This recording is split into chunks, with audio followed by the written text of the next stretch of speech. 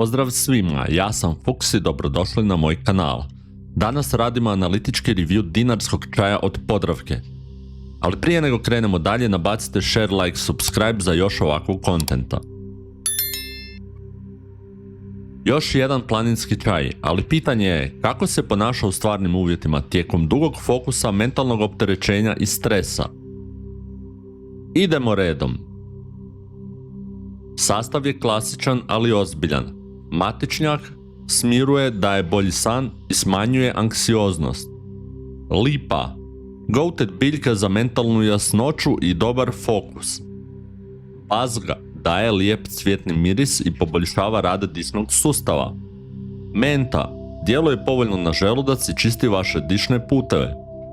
Majčina dušica, biljka u kojoj su se kupali Grci i Egipćani, poboljšava cirkulaciju i rješava vas grčeva.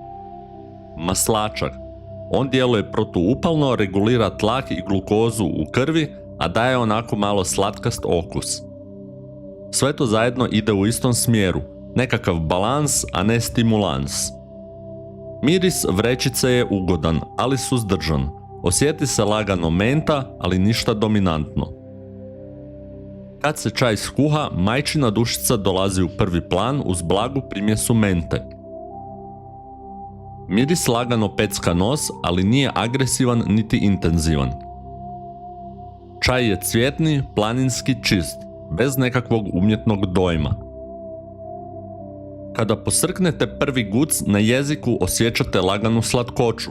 Tekstura je glatka, čaj ne grebe grlo i ne stvara vam suhoću nakon ispijanja. Kod grgljanja djeluje mekano i pitko, što je važno kod dugotrajnog korištenja. Kad je vruć, osjete se lipa i menta. Kad se ohladi i postane mlak, okus ostaje stabilan i ugodan.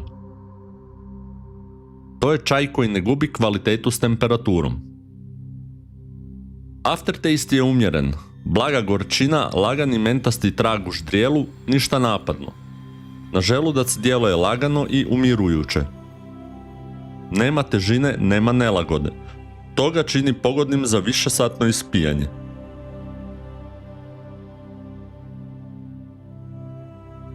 Ako ga ispijate 2-3 sata tijekom cijelog tjedna, primjećuje se smanjenje napetosti, blaži stabilniji fokus, osjećaj mentalnog smirivanja. Ne djeluje naglo, djeluje postupno i konzistentno. To je ključna razlika od velebitskog čaja kojeg smo testirali zadnji put, koji vas odmah baca u žestoki fokus kao droga.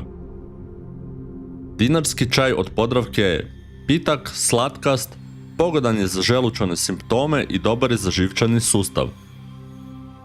Ako tražite čaj koji možete piti tijekom rada, učenja ili gaminga, a bez da vas mentalno ufokusira, ovo je korektan izbor. Konačna ocjena 8. Ja sam Fuks, gamam s čajevima i vidimo se u sljedećem čaj reviewu.